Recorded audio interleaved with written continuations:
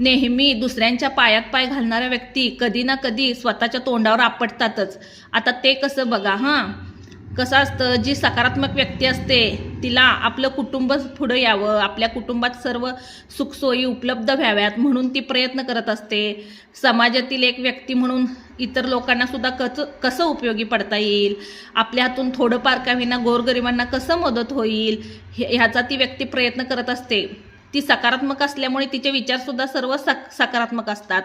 पण ह्याच्या विरुद्ध नार्सिसिस्ट निगेटिव्ह लोकांचं असतं, मुळात त्यांना घर व घरातील सर्व गोष्टी आपल्या हातात असणं, आपल्या हातात सत्ता असणं एवढाच त्यांचा विषय असतो। समाज, गोरगरीब जनता, आसपासची लोक, त्यांचं सुखदुःख या गोष्टीशी त्यांचं देणं घेणं नसतं। आणि जरी असेल ते फक्त दाखवण्यासाठी, कारण ते अशा व्यक्ती 10 रुपये देणार आणि 50 रुपयाचं काम आपल्याकडून करून घेणार किंवा आपल्याला त्यांच्या ओझ्याखाली दाबणार। ते आहे ना, सावकार कसं गरीबाला, एखाद्या गरज असणाऱ्या व्यक्तीला पैसे देतो कर्ज म्हणून आणि त्याचे दुप्पट व्याजदर लावतो, अगदी अशीच ही निगेटिव्ह लोक असतात। थोडंफार मदत करणार पण आयुष्यभर त्यांच्या ऋणाखाली मारून टाकणार। मग ही लोक काय करतात, ते डबक्यात असलेल्या बेडकाला कसं सगळं डबकं म्हणजे विश्व वाटत असतं, तसं ह्या लोकांना घरातल्या सगळ्या गोष्टी आपल्या अंडरखाली असणं, सर्वजण आपल्या अंडरखाली राहणं म्हणजे त्यांना सर्व सत्ता जिंकल्यासारखं असतं। पण सगळ्यांना सोबत घेऊन, सगळ्यांच्या मनाचा विचार करून, एकत्र राहून त्या आयुष्यात जर यशस्वी होण्याचा प्रयत्न केला तर सर्वजणच आपण सुखी होऊ, आयुष्यात पुढे जाऊ, इतरांनाही आपण मदत करू व आपण एक चांगला समाज निर्माण करू, हे त्यांच्या डोक्यात विषयच नसतो।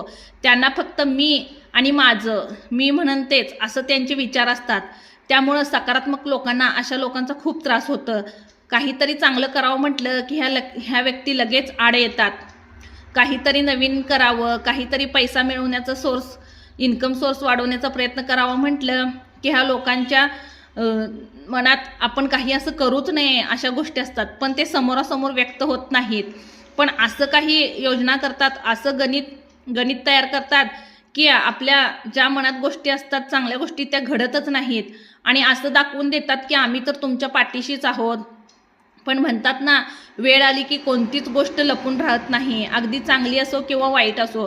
अगदी तसंच ह्यांचा चेहरा एक ना एक दिवस आपल्या समोर येतोच आणि पर्यायाने समाजासमोर सुद्धा येतो। मग अशा व्यक्तींचं जगणं मुश्किलच होऊन जातं, कारण आपल्याला फसवल्यामुळे ते आपल्याकडे येऊ शकत नाहीत आणि समाजात खोटं आहे हे समजल्यामुळं आणखीन खोटं त्यांना बोलताच येऊ शकत नाही आणि बोललं तरी ते सापडतं। म्हणजे